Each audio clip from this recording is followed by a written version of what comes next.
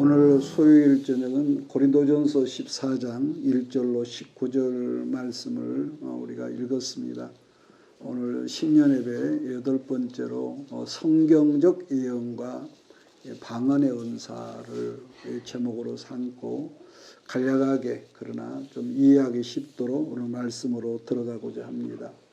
그래서 오늘 시간은 성경에서 말씀하는 이 성경적 예언 그리고 방언의 은사에 대해서 살피려고 그러는데요. 한마디로 하나님께서 주신 은사는 더 좋고 더 나쁜 것이 없죠. 그래서 다 좋지만은 오늘 본문에서 어떤 은사가 더 좋은 은사고 더 신령한 은사일까는 논란이 말세인 지금도 우리나라가 한국 교회도 있지만은 그 당시 고린도 교회와는 이런 게 굉장히 했던가 봐요. 그래서 오늘 시간은 아까 언급한 대로 은사에 대해서 좀 정리를 하려고 그러는데 성경을 읽을 때 우리 모두가 한 가지 주의할 점은 먼저는 그 당시에 그 바울이 이 성경을 기록한 당시의 문화를 알아야 할 필요가 있죠. 왜냐하면은 그 당시 문화를 우리가 이해하고 알아야만이 이 본문의 말씀이 정확하게 이해가 되게 되어지기 때문에 그래서 알고 보면 이 성경은요 이렇게 그 당시 문화라든가 어떤 흐름을 우리 알아야죠. 그래서 고린도 도시는 그 당시에 철학이 첫째 아주 굉장히 유행하고 수사학이 아주 가득했습니다. 참고로 수사학이란 뭐냐 그런다면 쉽게 표현하면은 언어적 학문을 연구하는 그 학문을 일컫는 학인생입니다. 그걸 우리가 수사학이라고 그러거든요. 이제 그러다 보니까 교회 안에서까지 철학이나 수사학이나 이렇게 엘리트주의가 가득했었다는 말을 지난번에 제가 말씀을 드렸는데요. 그러니까 이제 그런 영향으로 고린도 교회는 방언의 은사와 예언의 은사를 더 특별하게 더 좋아했었다는 점인데 특히 방언은 교회를 이제 막 나온 사람들이나 불신자 입장에서 본다면은 어쩔까요? 상당히 좀 신비로운 은사였을 거라고 보죠. 왜냐하면은 방언의 은사는 우선 성령의 역사하심을 강력하게 드러내는 은사. 그러니까 물론 방언도 표적으로 주는 은사가 있고 또 은사로 주는 이 방언이 있습니다. 그렇기 때문에 우선은 기도를 막 하는 이 강력하게 하는 사람들이 우선 나타나는 맨 먼저 나타나는 은사가 주로 이 방언인데 그러다 보니까 강력하게 외적으로 드러나는 은사로 여겨졌기 때문에 고린도 교회는 아마 모든 은사 중에 제일 높은 위치에 이렇게 그 방언의 은사를 두었던 것 같아요. 그런 그들에게 사도 바울은 방언과 예언의 은사를 정리해 주면서 말하기를 은사란 교회 공동체 유익을 주지 않느냐인 것에 대해서 기준점을 거기 두고 있다는 거죠. 뭐가 나쁘냐고 저는 이건 아니죠. 왜냐하면은 성경적인 이 성경의 핵심은 첫째 뭡니까? 첫째는 하나님 사랑이고 두 번째는 이웃 사랑. 이웃 사랑을 핵심에 두고 이 두 사랑을 우리들 삶 가운데서 드러나도록 했기 때문인 거죠. 특히 바울은 본문에 보니까 예언을 소망하라고 이렇게 했는데 그러니까 본문 성경에서 1절에 보면은 바울은 사랑을 이렇게 따로 떼어놓고 이제 말씀을 이렇게 시작을 하는데요. 물론 사랑도 은사 중에 하나죠. 그런데 중요한 것은 성경에서 말하는 모든 은사 중에서도 사랑은 그 기초인 모든 은사의 기초의 베이스가 된다는 거죠. 그렇기 때문에 바울은 고린도전서 13장에서 말하기를 사랑이 없는 은사는 뭐라고 그랬습니까? 한마디로 뭐라고 할까요? 소음, 빈 깡통과 같은 것이라는 저속한 표현을 하고 있었습니다. 그런 점에서 14장에서는 사랑을 추구하되 그 다음에 다른 은사들로 추구하라고 말씀하며 특별히 당부는 뭡니까? 본문에서는 예언의 은사를 이렇게 갈망하라고 그랬는데 그러나 우리가 여기서 한 가지 꼭 짚고 넘어가고 본장에서 말한 예언의 은사를 말하기 전에 그 당시에는 예언의 은사란 뭘 의미하고 뜻하고 있는지를 먼저 알아야 한다는 거. 왜냐하면은 그래야만이 본문 말씀이 제대로 해석이 되니까. 그러니까 일단 예언이라는 것은 우리가 일반적으로 알고 있는 미래에 일어날 일들을 일에 대한 어떤 선포의 의미가 있단 말이에요. 예언이란 그러니까 초대교회 당시 사도행전 11장 말씀 보면은 아가보라는 선지자가 있었습니다. 선지자가 있었는데 이 사람이 예루살렘에 큰 기근이 일어날 것을 예언하는 말씀이 있단 말이에요. 그 사도행전에 보면은 또 로마서 12장 6절인가도 보면은 성령의 감동으로 가르침과 판단 같은 경우에도 예언이라고 언급한 경우가 있죠. 다시 말하면은 성경 말씀으로 말미암는 가르침이나 설교나 강해 등도 예언에 포함된다. 예언에 포함된다. 자, 그러므로 바울은 말씀을 뭐라고 하냐? 말씀을 기초한 이 베이스, 기초로 말미암아 말씀을 전하는 그런 은사를 사모해라. 본문에서 사모하라는 구절을 통해서 또 한 가지 생각할 것은 은사는 하나님께서 우리 모두 각 사람에게 주신 선물이지만은 그러함에도 불구하고 우리들이 은사를 사모하고 갈망해야 한다는 태도가 있어야 한다는 것도 배울 수가 있죠. 자, 그럼 여기서 고린도전서 14장 1절로 4절을 같이 읽습니다. 1절로 4절. 사랑을 추구하며 신령한 것들을 사모하되 특별히 예언을 하려고 하라. 방언을 말하는 자는 사람에게 하지 아니하고 사람에게 하나니 이는 알아듣는 자가 없고 영어로 비밀을 말함이라. 그러나 예언하는 자는 사람에게 말하여 덕을 세우며 권면하며 인도하는 것이요 방언을 말하는 자는 자기의 덕을 세우고 예언하는 자는 교회의 덕을 세우나니. 자, 여러분 우리가 같이 읽은 말씀에는 방언을 말하는 사람과 예언하는 사람을 비교하고 있는데, 첫째 방언은 뭡니까? 우리가 방언 기도는 대상이 누굽니까? 사람에게 하는 것이 아니라 하나님께 말하는 것이지만은 본문에서 말하는 예언은 누굽니까? 그 대상이 사람이란 말이에요. 또 한 가지 방언은 사람으로는 이해가 되지 않는 언어이지만은 그러나 본문에서 말씀하는 예언은 나 자신이 먼저 이 말씀을 이해하고 정리를 해서 그 내용을 듣는 모두에게 알아듣기 쉽게 전하는 것을 지금 바울은 뭐라고요? 이걸 예언이라고 했다는 거예요. 예언이라. 자, 그렇기 때문에 방언은 나 개인에게 분명 유익을 주지만은 예언은 누구에게 유익을 준다고요? 몸 대신 교회 공동체 덕을 세우고 유익을 준다는 이 말씀을 하고 있습니다. 자, 다음 말씀을 주목하기를 바랍니다. 5절을 제가 있습니다.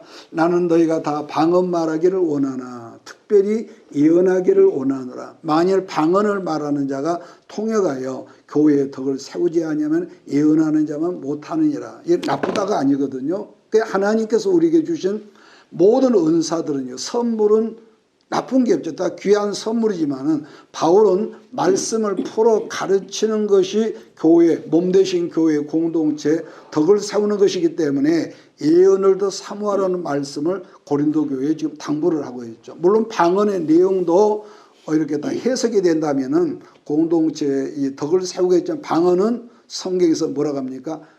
말하지만은 알아듣는 사람이 없다. 알아듣는 사람이 없다고 했다는 거죠. 다시 6절 11절을 봅니다.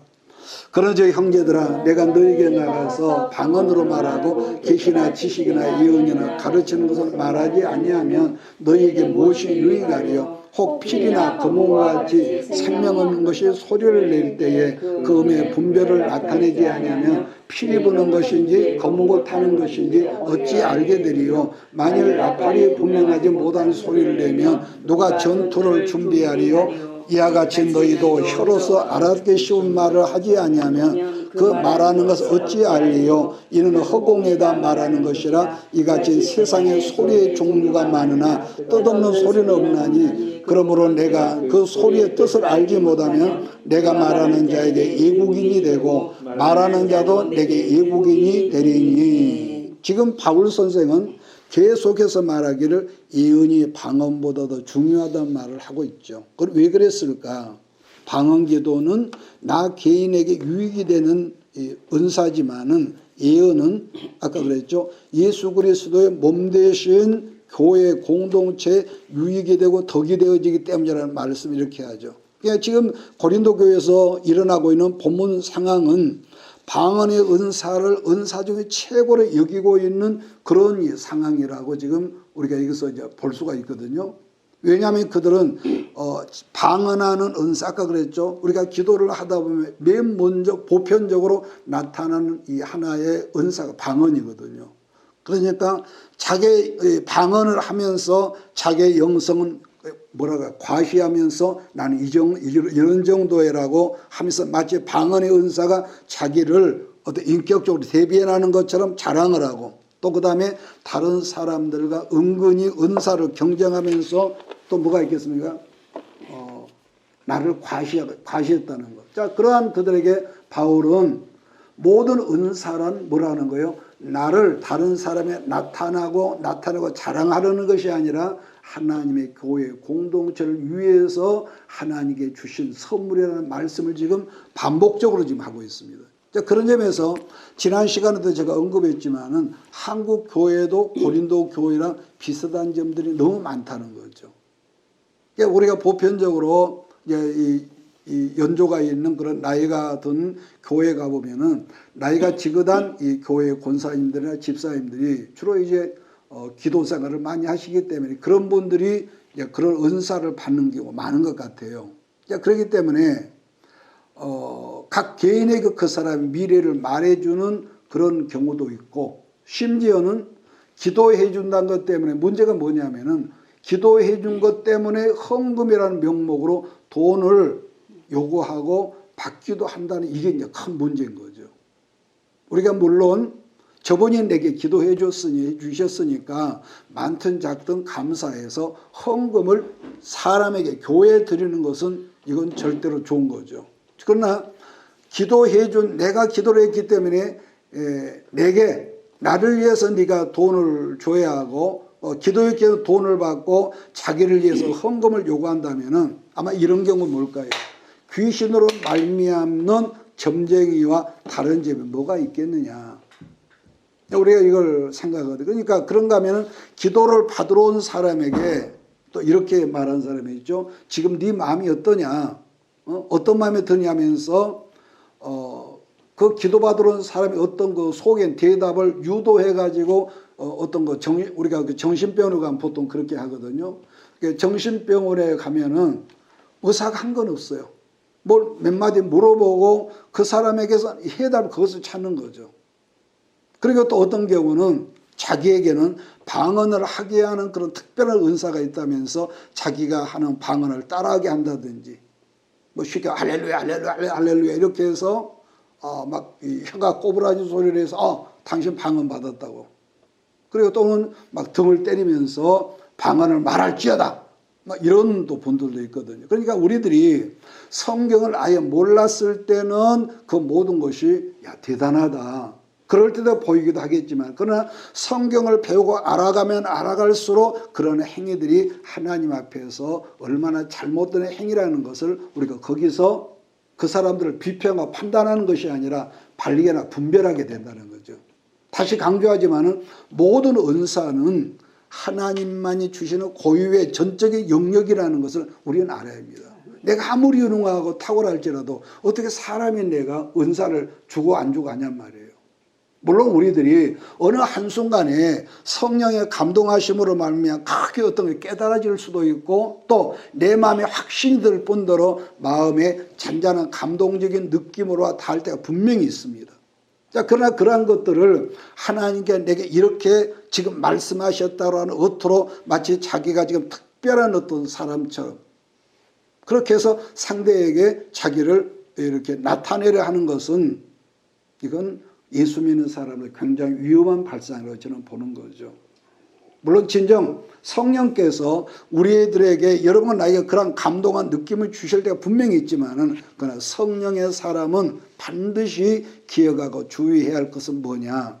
여러분과 내가요, 아무리 지금 큰 은혜와 소문난 은사를 받았고 죽은 사람을 살리는 은사가 있다고 할지라도 이게 있습니다. 사람이라고 하는 것은요, 본질적으로 예수님의 십자가의 보혈의 피로 우리가 하나님께 용서를 받았지만은, 그럼에도 불구하고 우리와 여러분 속에는 사단이 좋아하는 뭐가 있다는 거예요? 죄성을 우리는 지금도 많이 지니고 있는 사람이라는 걸 잊어서는 안 된다는 거예요. 내가 뭘 성경을 많이 아니까 뭐 어떤 사람 투식 은사를 받아가지고 자기가 예수님 동생쯤에 되는 것처럼 그렇게 은근히 자랑한 사람도 있거든요. 그러니까 중에 어떤 은사를 우리가 받았을지라도 나는 하나님 앞에서 죄성을 저는 갖고 있는 사람이라는 거.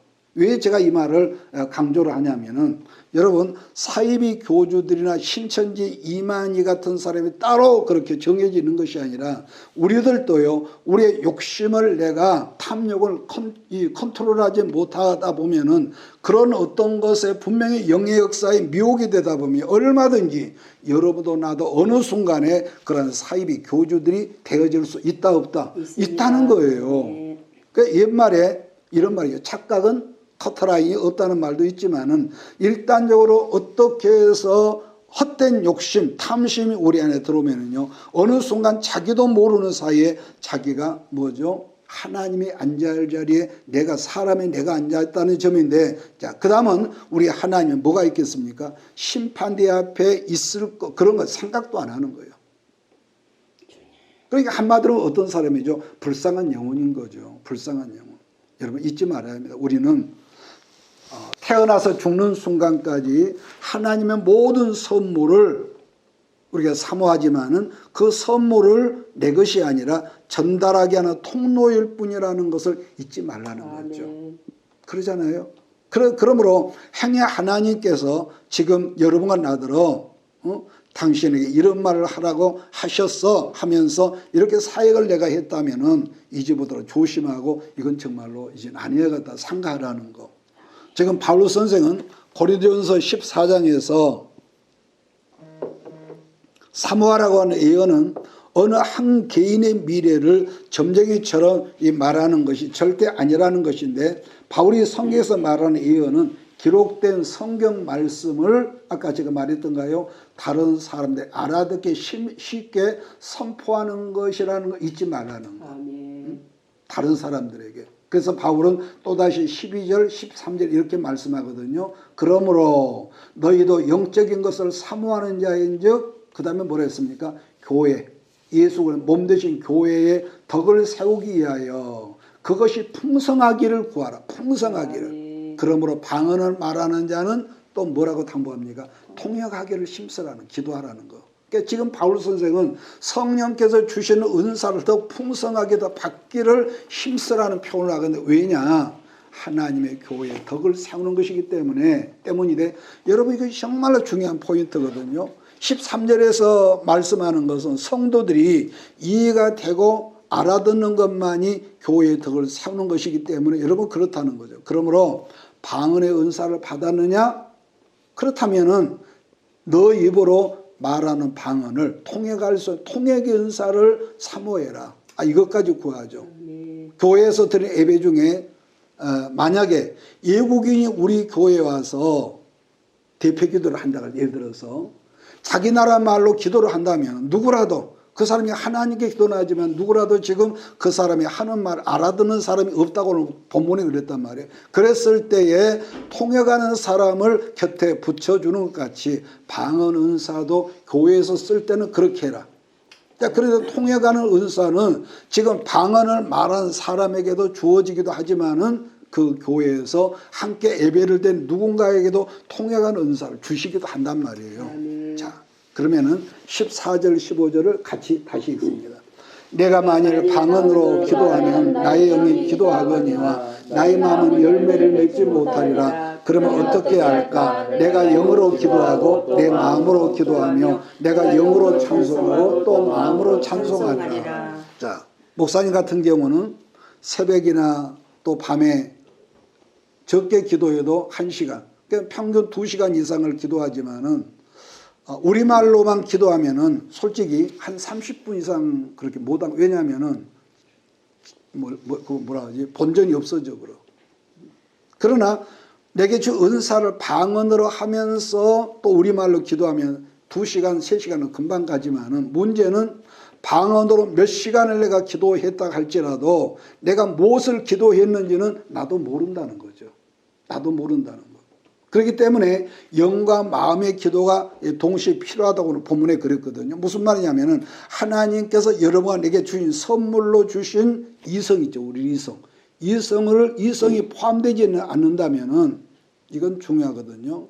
거의 100% 우리는 그 좋은 예수를 믿어 신비주의로 빠지는 것을 우리는 스스로 제어가 안 된다는 거. 사실 우리 기독교 신앙은 제가 늘 당부합니다면은 이 신앙 자체가 신비거든요. 그런데 신앙 자체, 성경 자체가 다 신비지만은 예수를 믿는 우리들이 신비주의를 추종하고 산다면은 100% 병든 신앙이기 때문에 건강한 신앙생활이 될 수 없다는 것이죠.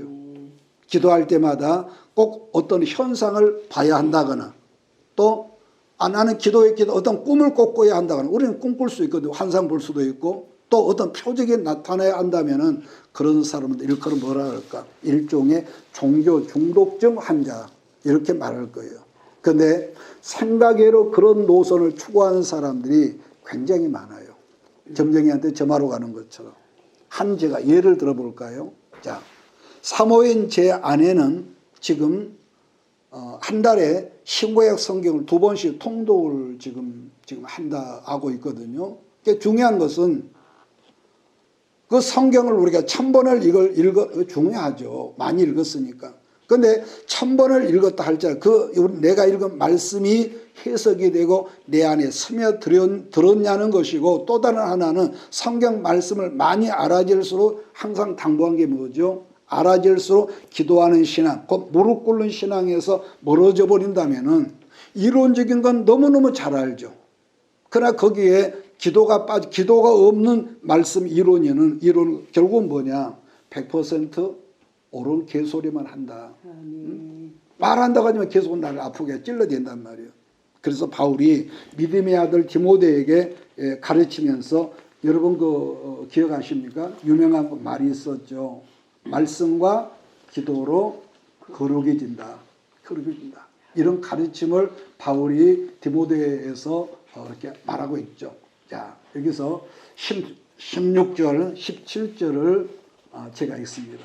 그렇지 아니하면 네가 영으로 축복할 때 알지 못하는 처지에 있는 자가 네게 무슨 말을 하는지 알지 못하고 네 감사에 어찌 아멘하리요. 너는 감사를 잘 하였으나 그러나 다른 사람은 덕세움을 받지 못하라. 그러니까 이 말씀은 만약 내가 영어로만 이렇게 감사한다면 이제 금방 예수를 믿기 시작하는 초신자들은 아멘으로 응답할 수 없겠고 또 그들의 신앙 성장에도 도움을 주지 못하는 결과를 가지고 오게 된다는 이 보충 설명.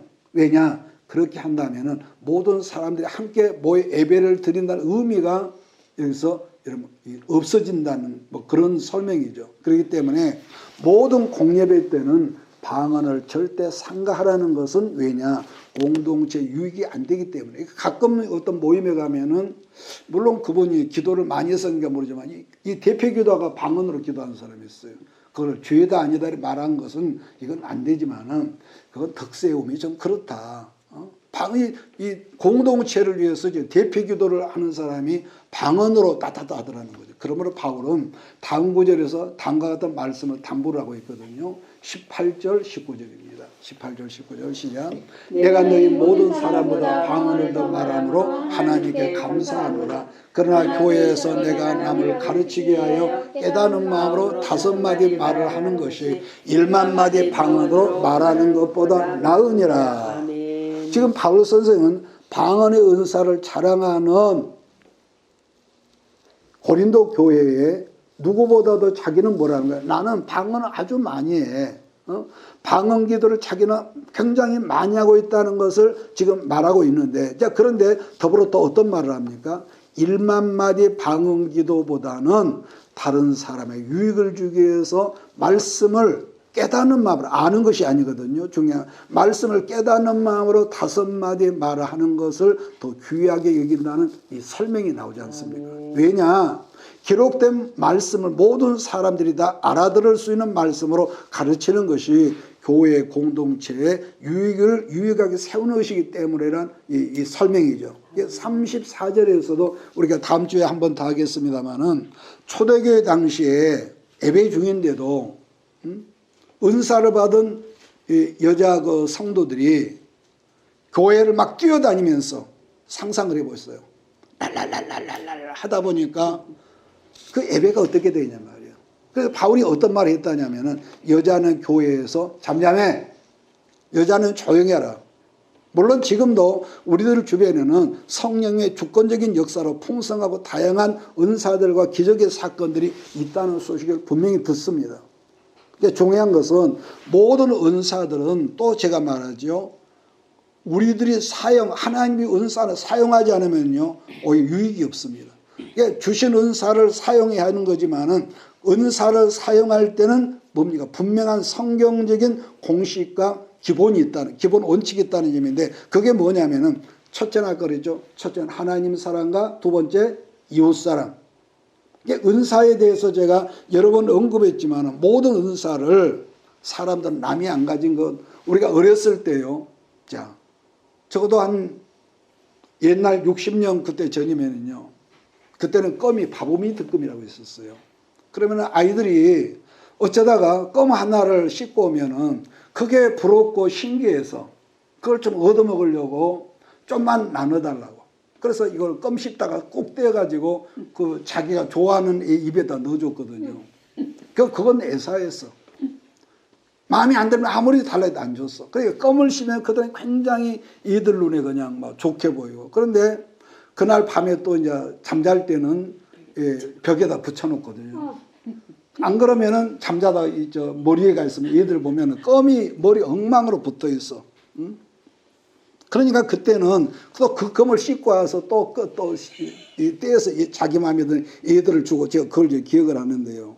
그러니까 참 웃기는 거지만은 은사는 아까 제 껌 얘기 나를 드러내고 나를 자랑하고 또 나에 대해 유익을 위한 목적으로 받은 바 은사를 하나님의 그 선물로 사용한다면은 좀 과장되게 표현하면은 그 사람은 지금 이미 지옥불을 지금 걷고 있는 상태다. 본인만 모를 뿐이지. 자, 다음 시간에 제가 은사에 대한 말씀을 끝내고 다시 우리가 마가복음 말씀으로 들어가겠지만 언젠가 다시 이런 시간에 교회론과 기독론에 대한 말씀을 여러분에게 증거를 좀 했으면, 왜냐하면 그래야만 우리가 교회론과 기독론을 알아야만이 건강한 신앙을 하니까. 우리의 왜냐하면은 또 한 가지는요, 우리의 육체, 보통 우리가 체온이 36.5, 37 뭐 그러잖아요. 그런데 우리 육체 체온도 일단적으로 차가워지면은 그때부터 뭐가 있습니까? 문제가 생기죠. 먹는 음식을 뭐 토한다든지. 자, 체온이 떨어지면 문제가 많아. 특히나 요즘에 그 신문 보면은 몸에 체온이 떨어지면은 엉뚱한 암세포가 막 생긴다고 그러고.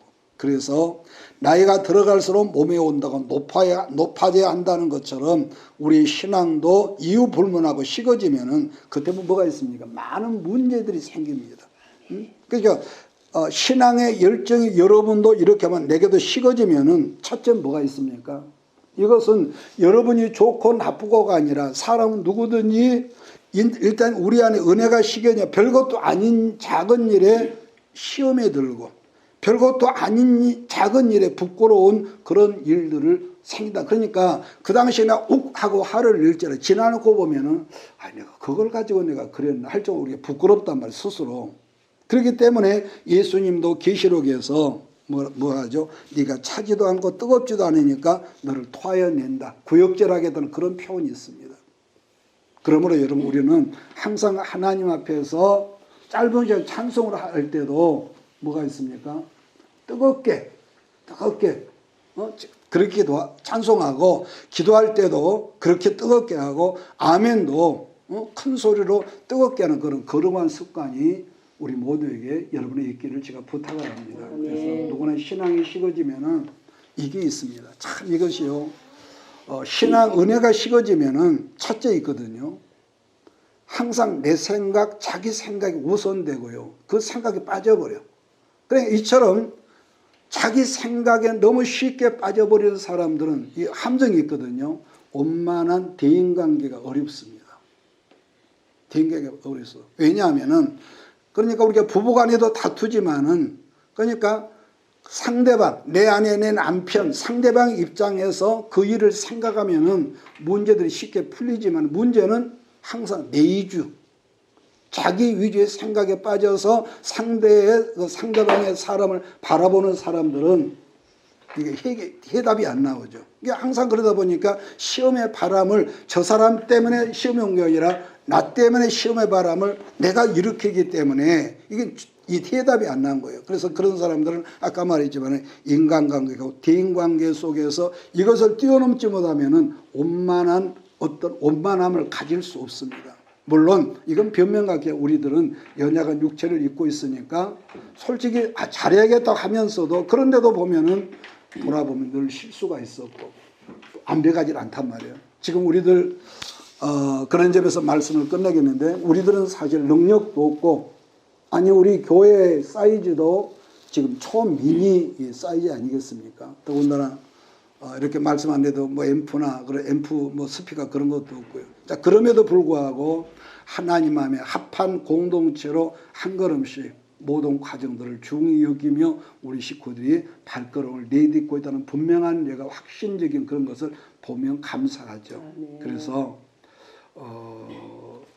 우리는 작은 사이즈의 초미니 교회지만은 분명한 거 하나는 오늘보다는 내일이 더 멋지고 위대한 예수 그리스도 생명의 강줄기로 준비하면서 흘러가는 과정 중에 있다는 이런 점이죠. 여러분 그래요.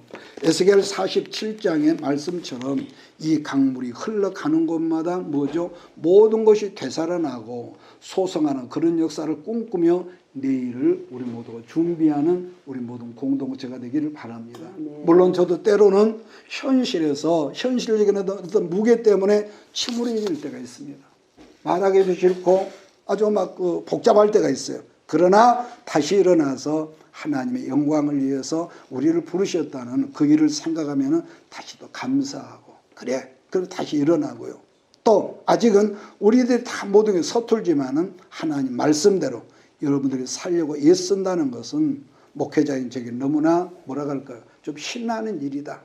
옛날에는 좀 철부지한 것도 있어요. 점점 성숙해 가는 거 볼 때 감사하고요. 그래서 나를 위한 욕심은 모든 것이 산처럼 쌓여 있어도 이 말만을 끝내야겠네요. 나를 위한 욕심 모든 것이 태산처럼 쌓여 있어도 언제나 부족한 뿐이죠. 나를 위한 건 그렇습니다.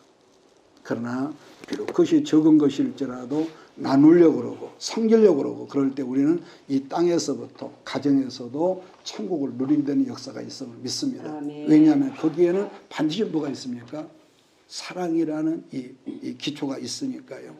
지금 러시아가 우크라이나 나라를 침공하는 그 배경도 뭡니까? 탐심이라 하여튼 욕심 때문이거든요. 우크라이나는 우리가 아는 대로 나라 전체가 우리나라 남부가 몇 배가 큰 나라지만은 전 나라가 곡창지대입니다. 전 국토가. 그러다 보니까 이 러시아 그 푸틴이라는 사람이 눈독을 들이고 욕심을 낼 만도 하지만 그러나 그것 때문에 한 사람의 욕심 때문에 얼마나 많은 국민들이 잘못된 지도의 탐심으로 죽어가냔 말이에요. 물론 우리 몸에는 다 암세포가 있다는 것처럼 여러분과 내게는요. 욕심이라는 DNA 유전인자가 우리는 다 있습니다.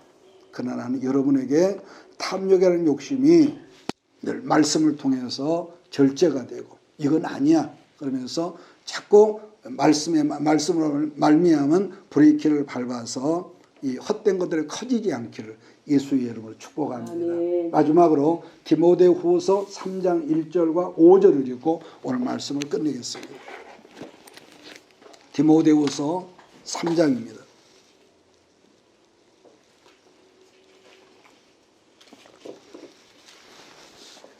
디모데후서 3장 1절로 5절입니다. 같이 읽을까요?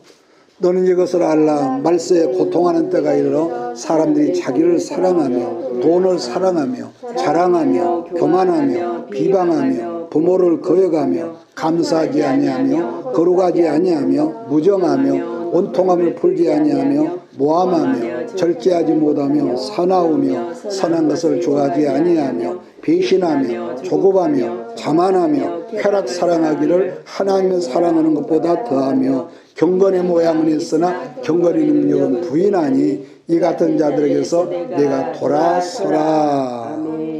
말세에 고통하는 때가 있다는 거죠. 지금 우리들 모든 삶 속에서 이 말씀은 그대로 적용되지 않습니까? 이런 것들을 아까 말했죠. 욕심 없는 DNA가 없는 사람이 없다고. 그럼 우리는 항상 말씀 안에서 우리 헛된 생각, 다듬어지지 못한 어떤 것들을 잘 다듬어서 날이면 날마다 우리 아이들이 부모를 닮아가는 것처럼 우리 예수 닮아가는 우리 공동체가 되기를 주의 이름으로 축복합니다. 기도하겠습니다. 이것이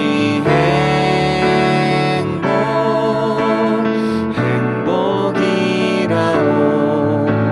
세상은 알 수 없는 하나님 선물. 이것이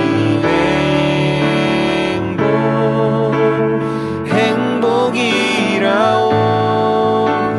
하나님의 자녀로 살아가는 것, 이것이